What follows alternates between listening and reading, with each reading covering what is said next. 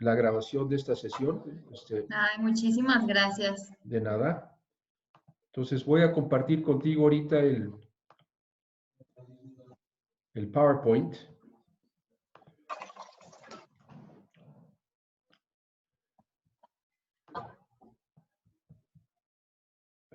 ¿Sí la ves? Sí. Ok, esta es una presentación vieja, la realidad es que la necesito trabajar, pero, o sea, la información básica está aquí, no creo que necesitemos más que esto. Bien, esto está dirigido a aquellas personas que tienen que supervisar a otras personas. Es una relación de jefe con un supervisor abajo, o jefe o gerente con un supervisor, etc. A mí me fue, cuando salí, en alguna ocasión creo que esto ya te lo platiqué, cuando salí de la escuela del Monterrey, del Tecnológico, y entré a trabajar, yo creo que los primeros 6 meses era analista de sistemas, trabajaba nomás yo y mi alma, ¿no? Y los clientes a los cuales les desarrollamos los sistemas, pero posteriormente me pasaron a manejar una planta y la realidad es que no tenía ni idea de cómo manejarlo, ¿no? Y hay mucho desgaste porque no se están dando los resultados que tú quieres que se den y generalmente lo que acaba pasando es que tú metes más esfuerzo, más tiempo, más ganas que las otras personas. Y hasta que encontré un librito que en alguna ocasión me puse a estudiarlo y dije, no, pues, o sea, ¿para qué inventar el hilo negro si ya está inventado? Y este es el fondo de esta teoría, lo que vas a ver ahorita. Déjame ver cómo movemos esto. Perfecto. Hay 2 puntos de partida muy importantes. Cuando no llegas a un acuerdo cuando hay una diferencia entre 2 personas,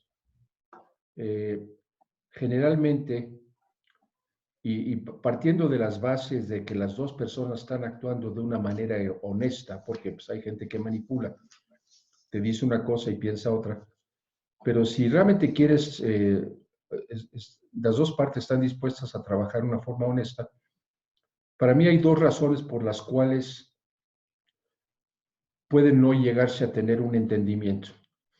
Uno es los principios que rigen las relaciones interpersonales, son los que están aquí, y el segundo tema es las percepciones y cómo se forman las percepciones. Ahora, hablemos rápidamente de los principios. Estos es lo que Stephen Covey en algún momento dado, él nos dice, ¿has leído alguno de sus libros? ¿De Víctor Frank? Viene de Viktor Frankl, pero el que realmente tomó toda esa información y la logró hacer, le dio una difusión masiva, fue un doctor Stephen Covey.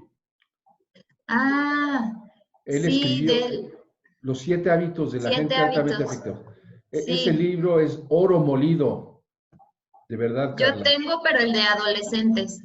Ok.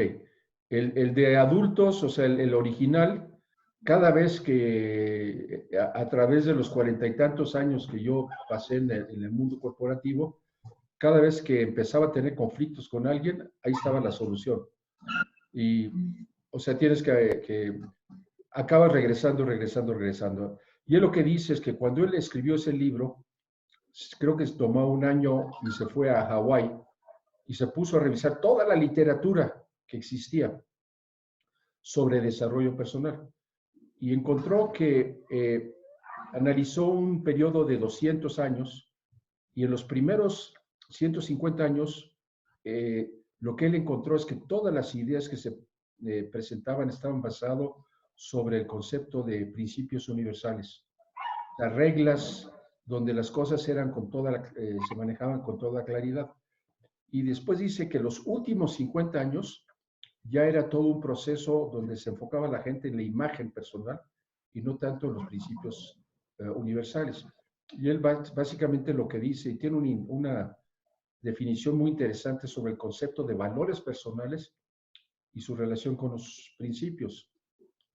Lo que él dice es que los principios son leyes que afectan a todo el mundo, y no es si quieras o no, así son. O sea, es imposible argumentar en contra de ellos. Y tus valores realmente es tu interpretación personal con relación a esos principios, que puede ser una interpretación correcta o puede ser una interpretación no correcta, ¿no? Por ejemplo, eh,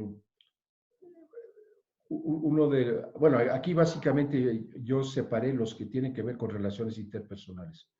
O sea, honestidad, integridad, tolerancia, respeto a la dignidad humana, paciencia, motivación, servicio, calidad, comunicación efectiva, procesos de maduración, justicia, seguridad, congruencia, flexibilidad, confiabilidad, lealtad. Y él pone un ejemplo de donde puedes tener en un momento dado que un principio te parte de la base de que tienes que respetar la vida, ¿no? Pero puedes tener una banda de secuestradores donde aunque el principio te dice que debes de respetar la vida, el secuestrador puede tener su valor muy personal que dice, no, al que secuestro después que yo cobro mi dinero lo tengo que matar porque no quiero que exista evidencia. Y es donde hay una disparidad entre el valor y el principio. Y lo que él básicamente decía es que siempre que tus valores personales están alineados con los principios universales, tienes una gran probabilidad de tener éxito. Ahora, ¿a qué me refiero cuando digo que, ¿por qué es tan importante esto? Porque si los valores de la persona a que tú estás supervisando son diferentes a los tuyos, ahí pueden haber discrepancias. Y yo creo que ahí es donde, por ejemplo, una de las primeras cosas que hay que hacer en una relación de jefe subalterno es definir con mucha claridad que, por ejemplo, las mentiras no se van a permitir, ¿no? O sea, si hay mentiras, la relación no existe y la persona no puede trabajar para ti. Pero planteo que muchas veces, si hay diferencias con otras personas y no entiendes por qué, puede ser por los valores de esa persona que son diferentes a los tuyos. Y el segundo es el modelo, no sé si esto lo veas con claridad, el modelo Sí. de cómo se forman las percepciones de acuerdo a la teoría, a la programación neurolingüística. Y estoy seguro que esto lo conoces perfectamente bien, pero si comienzo del lado izquierdo, tengo un evento externo, algo pasa, y nosotros lo captamos a través de algunos de los 5 sentidos, lo que oímos, lo que tocamos, vemos, olemos o saboreamos. Y esa información que entra a nosotros pasa a través de una serie de filtros. Uno de los filtros, y que tiene mucho que ver con el proceso de terapia que tú debes de manejar, es el hecho de que muchas personas tienen la tendencia de generalizar o de omitir o de editar la información. La transforman. La información que tú captas como terapeuta realmente no es lo que está en la cabeza de la persona, ¿no? Después hay programaciones psíquicas, genéticas, ambientales, hay valores y hay creencias. Pero ese evento, cuando pasa por estos filtros, acaba del lado izquierdo teniendo una representación interna en la persona que lo capta. Y esa interpretación, si le juntas su estado de ánimo, si le juntas su fisiología, si está cansado o no está cansado, genera una respuesta al evento externo y en base a esa respuesta, en la parte de abajo, pues se da un resultado. El punto más importante es que un evento externo, si lo observamos entre 5 gentes, lo más probable es que ese evento va a tener 5 interpretaciones diferentes. Y puede ser, si tú estás teniendo conflicto con otra persona, con un subalterno, puede ser precisamente porque sus percepciones del evento son diferentes a los tuyos. Y meramente los pongo estos dos temas como cimientos que en un momento dado hay que tomarlos en cuenta cuando cuando la comunicación nos está dando, generalmente es por uno de estos dos. Ahora, el secreto para una buena supervisión es que hay que romper el proceso en 3 partes. ¿Y por qué digo eso? Porque se nos tiende a olvidar. Hay un primer paso que es el activador, es lo que tú haces para que comience la relación de trabajo, donde tú le defines o una meta, o le puedes entregar una descripción de funciones, o le puedes encargar un proyecto, y cómo le comunicas eso y con qué detalle y con qué cantidad de información es lo que dispara todo el proceso, es lo que los gringos llaman el activador. La segunda parte que los gringos llaman el behavior, porque ellos dicen que es el A, el B y el C. Y entonces el A es el activator, el B es el behavior, que es el desempeño, y el C es la consecuencia, que tiene que ver con el seguimiento. Básicamente, el proceso, así visto muy en forma generales, tú le pides a tu jefe, a la persona que haga algo, él lo hace y después tú haces un seguimiento al resultado. ¿Ok? Ahora, aquí como vamos a ver, parte del problema muchas veces, Carla, es que nosotros le pedimos a alguien que haga algo, hace el trabajo y después a nosotros se nos olvida hacer seguimiento. Y eso tiene consecuencias negativas porque imagínate que yo te pido que hagas un trabajo, que trabajáramos juntos en una empresa, yo te pido que hagas algo, tú lo haces y después yo ya no te vuelvo a tocar el tema. Tú dices, tú realmente estás ansiosa porque quieres saber qué opiné yo de lo que hiciste, ¿no? Pero en la realidad de las cosas, a mí se me olvidó, no pasa nada. Vuelve a ocurrir, te pido otra cosa, lo haces y yo no hago seguimiento, a la tercera ya no lo vas a hacer. El seguimiento es lo que asegura que realmente las cosas se lleven a cabo. Ahora, el ABC de la dirección de las personas, analicemos los 3 pasos en detalle. El paso A es el activador. Esto significa lo que hace el jefe antes de que alguien actúe. Y puede ser, defines objetivos del puesto, le das una descripción de puestos, le puedes dar un reglamento de trabajo, de cómo quieres que la persona trabaje, le puedes delegar un proyecto, le puedes asignar una tarea. Cualquiera de estos es un activador. Y ahorita vamos a ver un poquito más adelante cuáles son las características que tiene que ser el activador cuando tú haces esta designación. El segundo paso es cuando la persona intenta cumplir con lo que le pediste. Pues es su comportamiento. Y aquí tiene que ver con la acción o el desempeño que tomó esta persona. Pero aquí viene una nota que es bien importante, Carla. Cuando tú mides el desempeño, lo que vas a medir es lo que hace o lo que dice. No lo que piensa, lo que tú crees que piensa o lo que tú crees que siente. Porque cuando te metes en los pensamientos de la otra persona o lo que tú crees que ella, la otra persona, siente, estás hablando de intangibles, no tienes forma de saber realmente lo que está pensando, puedes equivocarte. Pero lo que hace, las acciones que toma o lo que dice, eso sí lo puedes medir. Entonces, si en un momento dado, y es muy fácil caer en la trampa, le ves que tiene una cara de incrédulo y aunque te está diciendo que sí, tú estás pensando, no entendió ni más de lo que le dije, ¿no? Y no, o sea, te tienes que limitar a lo que hace o lo que dice. Ahora, ¿qué es lo que puede hacer el comportamiento?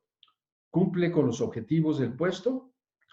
¿Falta frecuentemente al trabajo? Tienes un reglamento de trabajo y dices que la persona debe de estar todos los días a partir de tal hora, y a la hora de la hora realmente la persona no cumple con eso. O sea, este es un comportamiento negativo, este es un comportamiento positivo. Comportamiento siempre puede ser positivo o negativo. Ahora, cumple con la meta de crecimiento de la cartera. Tú le dijiste que querías que él se encargara de crecer la cartera de la sucursal de clientes y cumple con eso.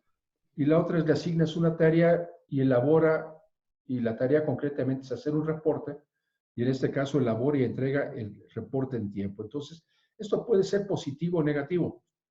Tú estás buscando que sea positivo. Ese es el propósito de todo este ejercicio. Sin embargo, hay que reconocer que no siempre es así. Ahora, el paso número 3 es administrar la consecuencia. Voy a mover esto para acá. Administrar la consecuencia es el tercer paso, es lo que hace el jefe después del desempeño. En base a esto, ¿qué haces? ¿Qué seguimiento? Y generalmente lo que se recomienda es lo siguiente. Si el resultado es positivo, o sea, se motiva al subalterno para que se repita la acción. Tú te das cuenta que cumplió con lo que le pediste, le da su palmadita en la espalda. La bronca es cuando el resultado es negativo. Cuando no pasa, tú tenías una expectativa aquí y el desempeño no cumplió con lo que tú esperabas. Y aquí hay tres opciones. Y realmente no hay más que tres opciones. Primero, el subalterno no entendió el objetivo. No comprendió lo que le dijiste tú en el punto A. Tuvo una interpretación diferente, una percepción diferente y por lo tanto no logró el objetivo. ¿Y qué es lo que tienes que hacer ahí? Pues no tienes otra opción que tienes que Volverle a volver decir. a explicarlo. Ahora vas a encontrar personas que se los explica 5 veces y no lo entienden. Entonces ya es otro tipo de problema, ¿no? Ya no generalmente no es un problema de entendimiento, es un problema más bien de actitud, no quiere. Entonces, o lo entendió o no lo entendió. Segundo, el subalterno no es capaz de hacer el trabajo. Tú asumiste que tenía la capacidad de hacerlo, pero la realidad de las cosas es que no tenía la capacidad de hacerlo. Esa es la segunda alternativa. Y en ese caso, si ya te das cuenta después de que él intentó hacerlo, que no sabe cómo, pues aquí tienes que capacitar o entrenar. ¿Ok? Y el más complicado de todos es cuando el subalterno no quiere hacer el trabajo. Y esto no necesariamente te va a decir a la cara, yo no voy a hacer trabajo. ¿No? Te puede decir que sí, pero si tiene algún malestar o tiene algún resentimiento contra ti, puede ser que diga que sí, pero a propósito no lo está haciendo. Y quiere ver qué tan capaz eres tú de manejar esa situación. Y cuando entras en esta alternativa, no te queda otra, tienes que disciplinar. O sea, tienes que seguir el orden, ¿no? Primero tienes que checar si entendió, después tienes que ver si está capacitado, y si entendió y está capacitado a hacer el trabajo, pero no lo hizo, es porque no lo quiere hacer, ¿ok? Y aquí ya tienes que entrar en un proceso de disciplina progresiva. ¿Hasta ahí vamos bien? Sí, En el caso del comportamiento, una de las cosas, esto es lo que él hace, lo que dice. Lo que tú te tendrías que preocupar es que existan los medios para medir los resultados de manera objetiva. Hay que medir, o sea, hay un resultado concreto que sea medible, que se pueda evaluar. Si no, hay que implementarlo, porque si no va a ser muy difícil llegar a hacer esta evaluación. Ahora, lo que dicen es que el activador generalmente más o menos te aporta un 20% a los resultados que se logran. La consecuencia, la administración de la consecuencia, que es el seguimiento, aportan el 80%. O sea, con esto lo echas a andar, con esto te aseguras que el resultado se dé. ¿Y cuál es la bronca con la gran mayoría de las personas? Aparte que tiene una serie, me refiero de los malos jefes, tienen toda una serie de hábitos que no son positivos, no son hábitos de trabajo adecuados, pero generalmente comienzan con una pobre definición acá. Y si tú no tienes una buena definición, pues ¿cómo esperas que el resultado sea positivo? O sea, ya entran las percepciones, ya entra una serie de cosas. Y básicamente es asegurar que se den los 3 pasos. Ahora, vamos a hablar un poquito del proceso para fijar objetivos y tareas. Estamos hablando del paso número A, el activador. Con subalternos con poca experiencia se requiere una definición muy precisa. Tiene que saber qué, cuándo, dónde, cómo, por qué y quién. Y definir qué forma tendrá un resultado positivo. ¿Esto qué quiere decir? Te voy a dar un ejemplo. En alguna ocasión, cuando vivíamos allá en Guadalajara, mi esposa, que en paz descanse, Belinda, se metió a hacer artículos artísticos, unas velas. Y hacía unas velas que las metía en una resina. La tela la metía en una resina, después la dejaba secar encima de un vaso de vidrio y cuando lo volteabas se veía una cosa muy bonita. Le ponías adentro un poco de cera. Pero llegó en febrero, 14 de febrero, y ella quería que la tela tuviera impresa corazoncitos. Pues yo dije, con un lugar de offset y yo le hago lo que yo pensé que quedaba muy claro, cómo deberían quedar todos los corazoncitos. Y pues ya su percepción fue diferente. Y lo mandé a hacer y mandé a hacer, creo que 200 piezas de estas. Y cuando regresaron las 200 piezas, qué cosa tan triste. Fue falla mía, no fue falla del Señor, porque yo no me aseguré que Él realmente lo entendiera, ¿no? Entonces, cuando quieres que entienda la forma que tendrá el resultado, implica llegar al punto donde decir, así, este va a ser el resultado que quiero. Así es como debe ser, ¿ok?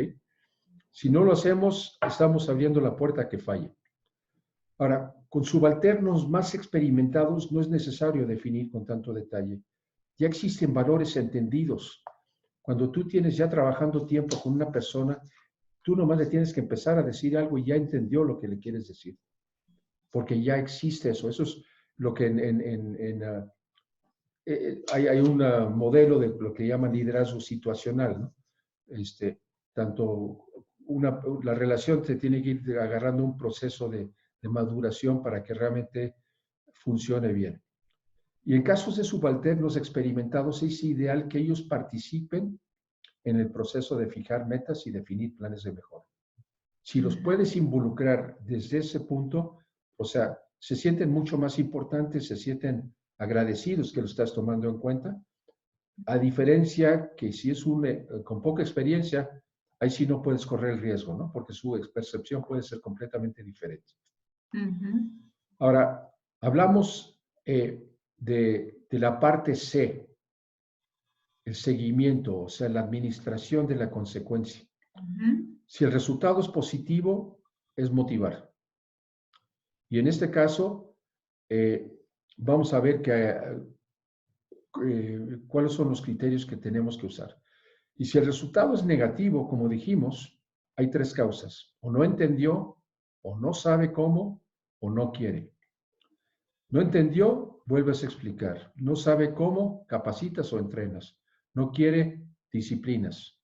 O sea, en el último ya es una situación donde existe cierto roce, ya hay una situación de choque. Tienes que comenzar con un tono bajo, pero a través del tiempo va subiendo, va subiendo, va subiendo, para que se dé cuenta de que tú vas en serio, que realmente quieres que la situación se dé, ¿no? Ahora, el desempeño puede ser favorable o desfavorable. La facilidad con la cual podemos distinguir entre los dos dependerá de qué también definimos los objetivos. O sea, si los definiste bien, va a quedar muy claro si el resultado es bueno o es malo. O sea, deben definir con claridad cuáles son los estándares de desempeño deseados, qué es lo que realmente estás esperando. Ahora, el desempeño, como dije hace rato, se refiere a lo que el subalterno hace o dice. No incluye lo que la persona piensa o siente. Estos últimos no se pueden evaluar o medir con precisión. Y aquí muchas veces este es un error muy común que existe cuando hay personas que supervisan a otras. O sea, asumen que la otra persona está pensando o sintiendo algo, pero pues puede ser que el hombre, al contrario, tenga otros factores externos que hace que esté proyectando una cierta imagen que no tiene que ver nada con la realidad, ¿no? Entonces, esta es una de las cosas que tenemos que cuidar mucho. Ahora, supongamos ya entramos a la parte C, ¿cómo elogias o cómo motivas a un subalterno? Primero, elogia a la persona para cualquier avance. No esperes que el resultado sea el 100% perfecto. O sea, lo que tú quieres es que si empieza a ir bien, dale la palmadita. Lo que quieres es que repita su esfuerzo. Está haciendo un esfuerzo realmente honesto para tratar de cumplir con lo que tú le estás pidiendo. Entonces, aunque avance un poquitito, dale la palmadita. Ahora, generalmente aquí la recomendación es, perdón, que la retroalimentación sea inmediata. Apenas tú te das cuenta, en ese momento habla con él. No hay que esperar 1 o 2 semanas porque esas 1 o 2 semanas crean mucha confusión. O sea, es importante que él sepa que va bien. Tienes que ser específico en lo que el subalterno hizo bien. Si le atinó del 100% le atinó al 10%, pues decirle, oye, esta parte la hiciste muy, muy bien. Esto otro, te sugiero, que es el tercer punto, hacer sugerencias para ir mejorando cada vez más el resultado. Pero lo que estás haciendo estás estableciendo una relación de agradecimiento que se está esforzando y eso tiene un gran impacto en la otra persona. Y por último, debes de motivarlo a que siga por el buen camino. Obviamente, la segunda vez que lo hace, pues ya no esperas que sea el 10, quizás esperas que sea el 30%, pero repites el proceso, que sea retroalimentación inmediata, ser específico en lo que hizo bien y hacerle sugerencias para ir mejorando cada vez más su resultado. Ahora, para capacitar, hay muchas formas de capacitar, ¿no? Pero una muy sencilla y que es muy fácil de entender es explicar lo que se debe hacer. 2, demostrar cómo se debe de hacer, o sea, tú meterte y enseñárselo, y después dejar que el subalterno intente hacer la tarea. Observa su desempeño y luego elogia su progreso o reorienta su esfuerzo. Pero es un proceso muy activo, o sea, donde implica involucramiento tuyo en la tarea, que no siente que lo dejas solo, ¿no? O sea, lo que está queriendo crear es un concepto de que aquí hay un equipo de trabajo. Bien. ¿Hasta ahí vamos bien? Sí, muy interesante, buenísimo, muy aplicable. El tercero es el proceso de disciplinar. Este es el más canijo de todos, Carla. Y aquí es donde uno tiene que ser muy proactivo, no reactivo. Lo que vimos la semana pasada. Tú sabes que la persona lo puede hacer, sabes que entendió lo que le pediste, pero no lo quiere hacer por alguna razón. Y aquí el problema es, primero, nuevamente, retroalimentas de forma inmediata, no dejar enfriar el asunto. 2, ser específico en lo que hizo mal el subalterno. A diferencia de lo bueno, aquí tienes que averiguar dónde falló, por qué no cumplió. Y 3, esto tú lo vas a entender mejor que nadie por tu profesión, criticar a la acción y no a la persona. O sea, si criticas a la persona, la pones a la defensiva. Y en ese momento ya no anda pensando él en lo malo que hizo, sino está pensando en lo malo que tú lo trataste. Entonces hay que separar. La acción estuvo mal, tú como persona vales mucho. Y que le quede claro, tú le estás dando su lugar, ¿no? Y se sugiere usar un proceso gradual de disciplina. ¿Qué quiere decir esto? Primero, comentar sobre el problema verbalmente.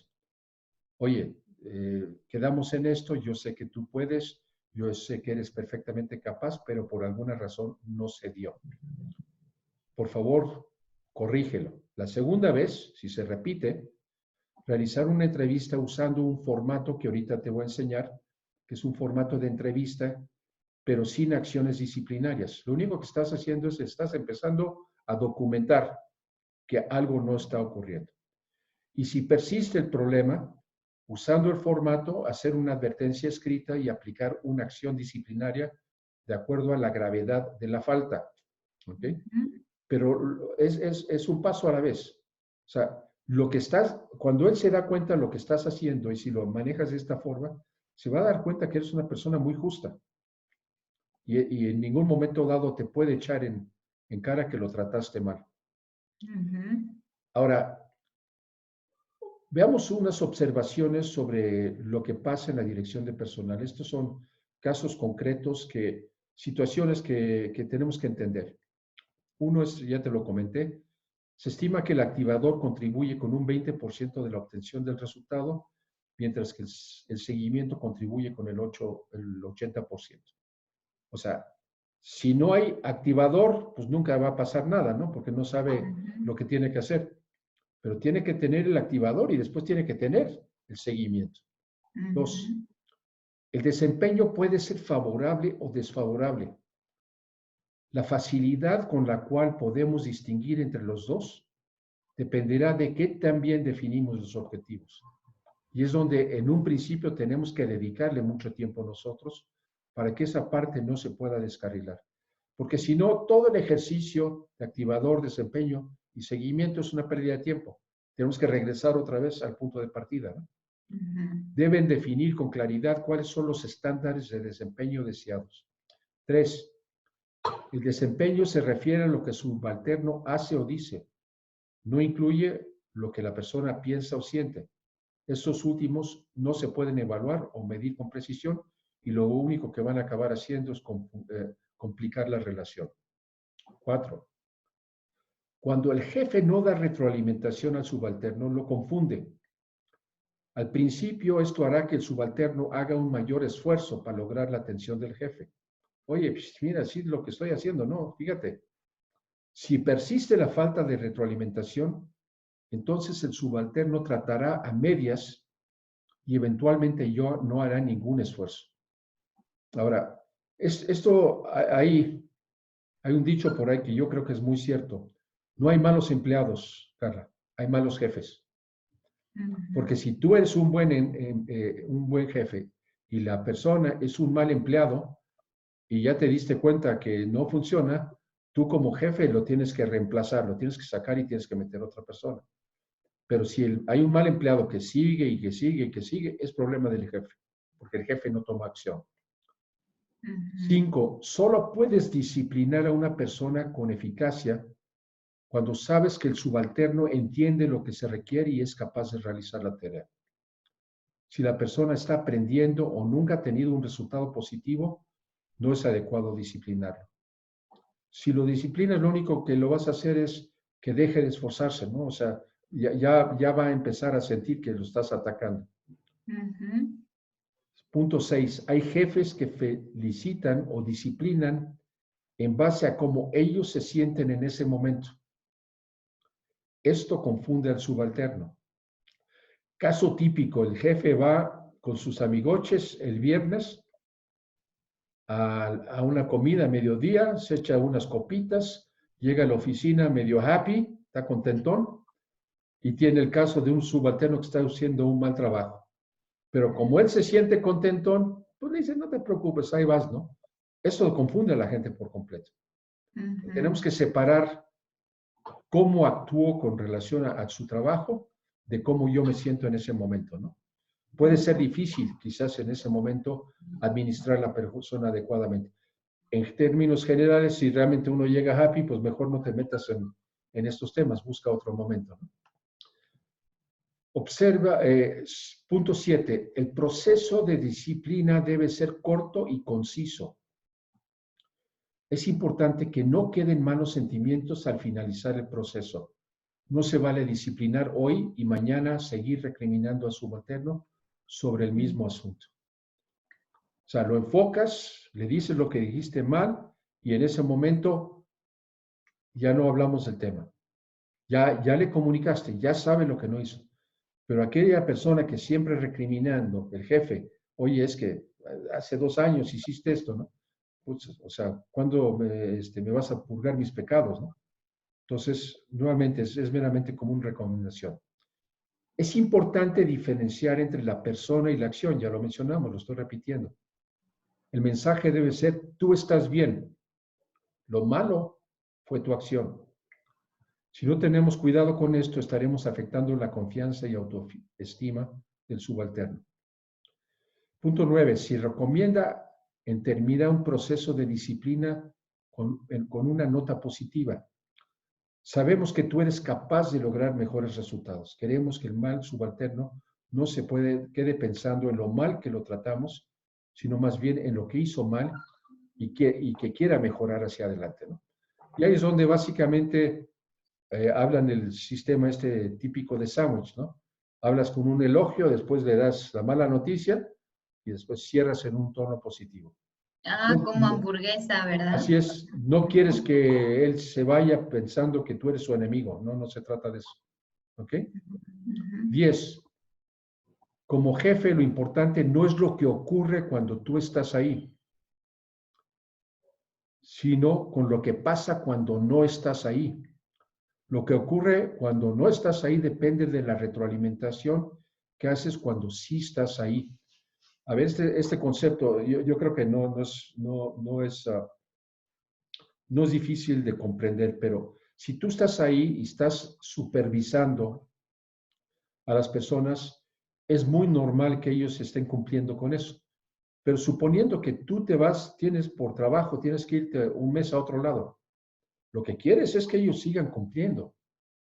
Y cuando tú regresas y no han hecho el trabajo, eso es un reflejo de que el sistema de supervisión que estás manejando no es eficiente. Ellos tienen que saber que va a venir un seguimiento de tu parte.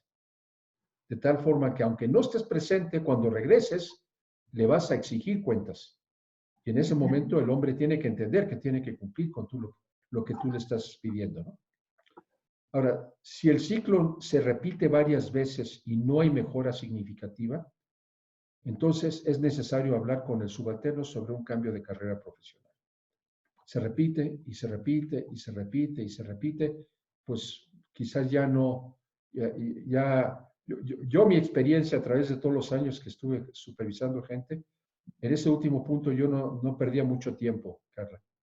Ya cuando sospechas que la persona no la va a hacer, mejor, o sea, hay que buscarle otra oportunidad en cosas que le pueden gustar más o puede ser mejor, pero toma una acción y sustituye a la persona, ¿no? Ahora, hay ciertos casos, y este puede ser un caso como el que tú estás viviendo ahorita, donde no existe una relación directa de jefe subalterno. O sea, no reporta a ti directamente. Puede ser personas donde están en una posición, un nivel parecido. Y eso es lo que yo interpreté de lo que me platicaste, de tu relación con las directoras. Tú no eres su jefe o sí eres su jefe. No, yo soy jefa ya me pusieron otra, que pues están estudiando licenciatura. Ok. Dos muchachos que están estudiando psicología y Ok. me están ayudando con todos los procesos del psicopedagógico. Ok. Ahora, entonces, todo lo que hemos visto hasta ahorita es aplicable para tu relación con esas dos chicas. O sea, son como trainees en un momento dado. Pero hay ciertos puntos que es importante de manejar cuando estás manejando con alguien que puede estar a tu nivel jerárquico, pero en el cual no supervisas directamente. Sí. Y estas son las recomendaciones en ese caso. Los 4 pasos de seguimiento cuando se trata de una situación de liderazgo informal. Quieres influir en ellos, pero no les puedes exigir. Siempre muestra respeto para con la otra persona. 2, comenta que quieres repasar los avances que llevamos. Vamos a suponer que las dos partes deciden colaborar juntos en un proyecto en la cual tú tienes que hacer una parte y ella tiene que hacer una parte. Si fueras jefe directo, tú le puedes decir, a ver, vamos a repasar este proceso. Como no eres jefe directo, dice, oye, me gustaría que nos reuniéramos para repasar, a ver cómo vamos, para que yo te platique lo que estoy haciendo y tú me informes cómo vas tú, ¿no? O sea, que no sienta en un momento dado que la quieres imponer. 3, escucha a la otra persona lo que la otra persona quiere decir. Una de las broncas generalmente de los jefes es que no quieren escuchar. Y las personas tienen mucho valor aquí adentro. Entonces, hay que escuchar. Después, repasa los acuerdos a los que se llegaron. Si así se requiere, define nuevos acuerdos. En otras palabras, si llegaste a definir un proyecto, es muy importante que los acuerdos se pongan en una minuta y le mandes la minuta y en un momento dado, si tú haces la minuta, oye, por favor, chécala a ver si estás de acuerdo o si hay una diferencia, por favor, me la retroalimentas.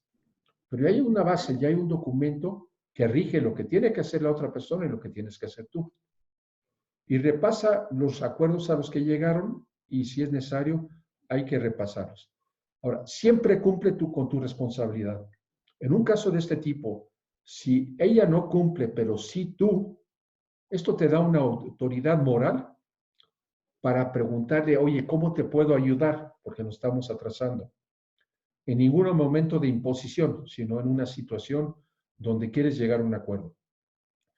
Esto pasa mucho en las personas que administran proyectos, Carla. Hay proyectos en los cuales una persona, un gerente de nivel medio, tiene que involucrar a un director de otra área para que contribuya al proyecto. Ahora, ese gerente no puede llegar con el director de la otra área a exigirle, ¿no? Pero si se sienta y sigue este proceso y le dices, oye, vamos a repasar lo que acordamos, te mandé la minuta, sí, estuviste de acuerdo con ella, sí, perfecto. Esto es lo que yo he hecho, ¿cómo vas tú? Y lo que haces es que la otra persona se sienta mal, se da cuenta de que no está cumpliendo con su parte. Y aunque tú no tienes injerencia de supervisión directa con esa persona, la estás indirectamente obligando a que cumpla con lo que acordaron. ¿Okay? Sí. Te hablaba de un formato de entrevista para ir documentando, y esto no es cuando es una relación de supervisión informal, sino es supervisión directa. Y esto esto lo usamos nosotros en una maquiladora que yo manejé en Monterrey. Era una maquiladora de calzado y lo usaban en la fábrica de Estados Unidos y me gustó mucho. Y lo que hice es diseñé, en base a lo que ellos usaban, diseñé este formatito donde le digo formato de entrevista. Y tiene un cuadro que dice entrevista, donde puedes palomear, o tiene un formato de advertencia que puedes palomear. Datos del jefe, datos del subalterno, definición del problema en palabras del jefe. Tú eres el jefe, tú defines por escrito qué crees tú que es el problema. Y cuando ya lo definiste, agarra la forma y se la regresas y le pones, y ahora tú escribe tu punto de vista. Puede ser que él esté de acuerdo con lo que le dijiste, o puede ser que no esté de acuerdo con lo que le dijiste. Y si no está de acuerdo con lo dijiste, que lo plasme. Y si no pueden llegar a un acuerdo, el proceso más sano es que en ese momento los dos van con el siguiente nivel jerárquico para involucrarlo y que esa persona ayude a aclarar quién tiene razón. ¿Ok? Pero 100% transparente, no es una imposición. O sea, yo creo que estás haciendo esto y ahora resulta que tú tienes una opinión diferente. Perfecto, vamos a aclararlo. Ahora, muchas veces tú vas a definir el problema y en la mayoría de los casos la respuesta del subalterno te va a decir, sí, sí estoy de acuerdo en que no hice mi trabajo, etcétera, etcétera, etcétera. Perfecto. Ahora, hablábamos de que debe ser un proceso de disciplina secuencial, o sea, progresivo. Por ahí mencioné que la primera vez que lo tratas, no documentas nada, es una plática. Oye, no se está dando esta situación. Si no mejora, en ese momento te sientes con él y sacas la formita y le pones una palomita aquí, porque los dos van a firmar, ¿ok? Pones una palomita y dices entrevista. Y este es otra vez, es un nivel una plática muy amistosa.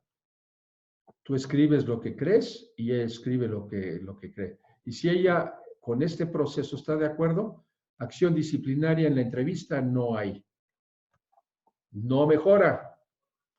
Otra vez se repite, nomás que ahora sí es advertencia. O sea, ya platicamos, ya tuvimos una entrevista y no mejora. Ahora, yo sé que tú puedes, ¿qué está pasando? ¿No? Y empieza a subir el tono. Y ahí sí puedes definir una acción disciplinaria. Cuando lo aplicas, por ejemplo, en una fábrica, lo que muchas veces conviene es tener ciertas reglas. Aquí no lo estoy incluyendo y lo debo de incluir. Lo voy a incluir y te lo voy a someter y te lo voy a mandar. Gracias. ¿Qué quiere decir las reglas de fábrica? Vamos a ver el escenario de una fábrica, por ejemplo, la que yo manejé, la maquiladora, que era una fábrica de calzado. Ahí, uno de los problemas que existe es que puedes tener en un momento dado 5 diferentes supervisores. Y puede ser que un supervisor es muy duro y otro es barco. Y cuando eso pasa, confunde a la gente. Entonces, lo que tienes que tener es reglas muy claras. Y la forma que funciona eso básicamente es una matriz diciendo, estas son acciones críticas, estas son regulares y estas son leves.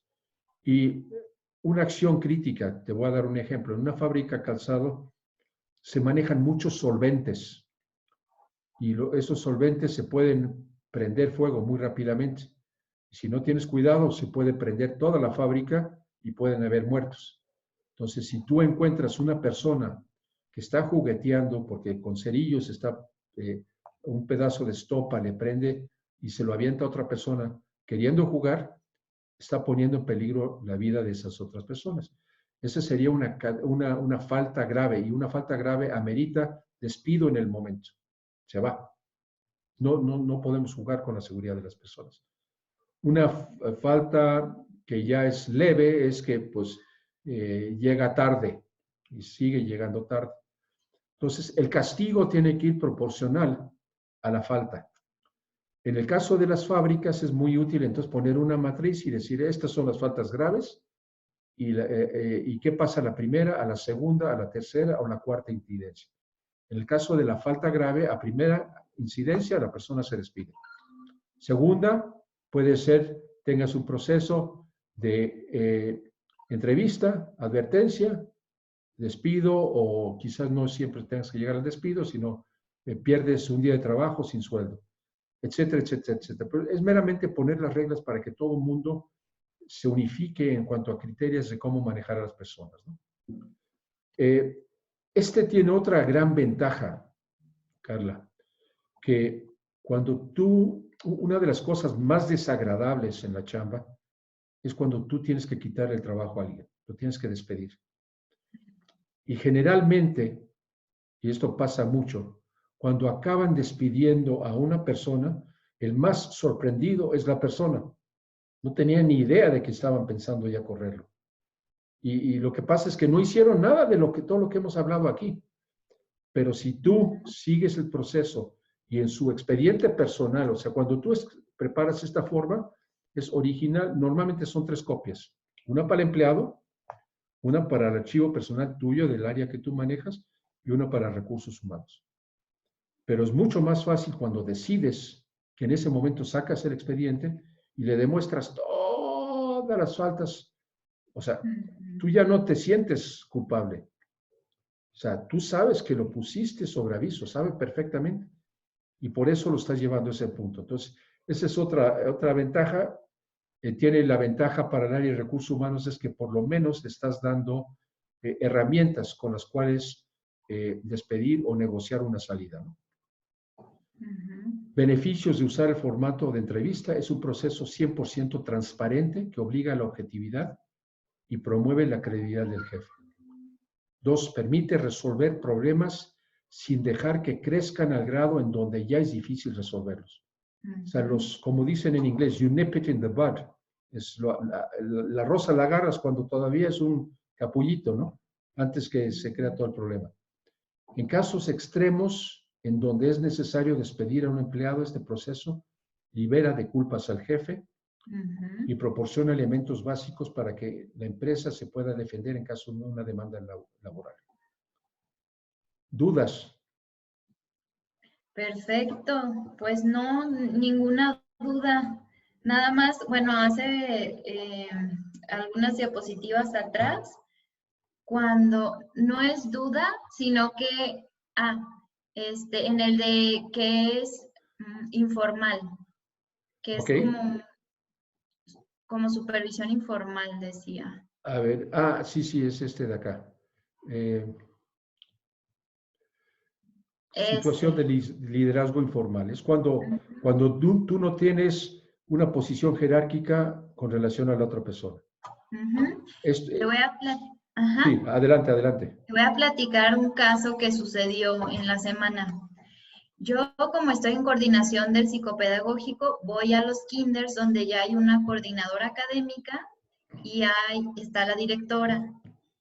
Hay varias maestras y todo. Entonces, la coordinadora me comentó acerca del caso de un niño que probablemente presentaba abuso sexual porque el niño estaba muy nervioso, siempre se comía las uñas, muy irritable, nunca va al baño, se aguanta y ha tenido accidentes de hacerse popó en el día. Y esto ya lo han comentado con los papás, pero los papás no le dan importancia. Entonces yo ahí observé que es como un caso grave que hay que intervenir porque es posible que haya abuso sexual. Y lo que yo hice fue comentarlo pues con la coordinadora, le dije que había que citar a los papás, que ella qué opinaba y todo, ¿no? Y me dijo, pues mira, yo con los papás no me iría por el temor de que fueran a sacar al niño del colegio y pues eso nos quitaría como un alumno. Entonces, ¿por qué? Porque ya tengo la experiencia de que ya han ido con psicólogos, iban a la primera cita y en la segunda cita cuando les dicen, vamos a evaluar al niño, ya no vuelven. Entonces, así quedó esa situación. Después yo le conté a mi jefa, que ella es la directora académica, jefa de la coordinadora académica con la que platiqué. Y le comenté el caso de un niño que estaba yo preocupada por ese caso. Y ya le comenté lo que me dijo la coordinadora del kinder y lo que hizo fue platicarlo con alguien de más arriba, la directora de los 3 kinders, y ya se acordó que lo que vamos a hacer es como brincarnos a la coordinadora académica e ir directamente con la directora del kinder, informarle a la coordinadora que vamos a tratar el tema con ella para que pues no haya problemas, pero si no nos podíamos quedar callados y pues fue como ok, contigo, con la coordinadora, pues no hubo como esa apertura de decir, es más importante la salud del niño y el bienestar de su desarrollo que lo sacaran del colegio, ¿no? Entonces, Este es un excelente ejemplo que acabas de poner, Carla, y nos regresa al mero principio cuando hablamos que habían dos fundamentos, los valores. Hay una diferencia de valores. La directora del kinder que está diciendo voy a perder un alumno, tiene una estructura de valores que está mal. O sea, ¿cómo se preocupa más por lo que aporta al colegio la familia que un niño que puede arruinar toda su vida porque no lo están atendiendo, ¿no? Ahora, yo no sé en el caso de México cómo están las leyes y hasta dónde en un momento dado puede ser involucrar a alguna autoridad con un problema de este tipo. Pero yo sé que en Europa y en Estados Unidos definitivamente lo puedes hacer. Pero me gusta el ejemplo porque, o sea, lo que sí es importante es reconocer que te regresa al proceso que platicamos la semana pasada. Cuando están sentados con la directora del kinder que está preocupada que va a perder una colegiatura, ese es el segundo paso, ese es el IQ. Y es el tiempo donde se tiene que discutir eh, cuáles son los criterios de evaluación que se tienen que usar para definir si esa persona, qué acciones se deben de tomar en un momento dado, ¿no? Antes de llegar y ahora sí tratar de convencerla que esto es lo que queremos hacer en forma específica. Pero estás dando un paso para atrás y decir, a ver, vamos a ver qué está en juego aquí. Por un lado, tú me dices la colegiatura, o entiendo que quizás tú quieres proteger la salud económica del kinder, pero por otro lado estamos hablando de la vida futura de un niño y hay que meterlo en la balanza y eso nos tiene que normar criterios. Pero por lo que entiendo se manejó muy bien. ¿Y llegaron a un acuerdo o todavía está pendiente el proceso? llegamos a un acuerdo la directora académica y yo en que vamos a ir a hablar con la directora del kinder juntas, ella me va a acompañar. Ok. Y vamos a platicarle, bueno, yo le voy a platicar lo que observé yo en el niño, todo ese nerviosismo y todo. En parte le voy a platicar algunas cosas de las que me dijo la coordinadora académica, como que ya había tenido en 2 ocasiones, por ejemplo, que tuvo accidentes ahí en el kinder, Claro. y que los papás mostraban pues poco interés en eso, que minimizaban el problema también. Y nos vamos a reunir la siguiente semana para ver eso. Va a ser muy interesante a ver cómo se desenvuelve, ¿no? Y obviamente es un tema muy delicado porque pues no puedes acusar a alguien que está abusando. Ahora, puede existir el caso inclusive que la pareja, el papá sea el que abuse y la mamá o se está haciendo de la vista gorda. O sea, A través de los años, cuando tienes los años que yo tengo encima, Carla, ves cada caso que no es creíble, Ay, no es sí. creíble. O sea, me tocó una situación donde un director de una de las áreas, este, eh, pues se metía con la hija de su esposa, ¿no? Y la hija no decía nada.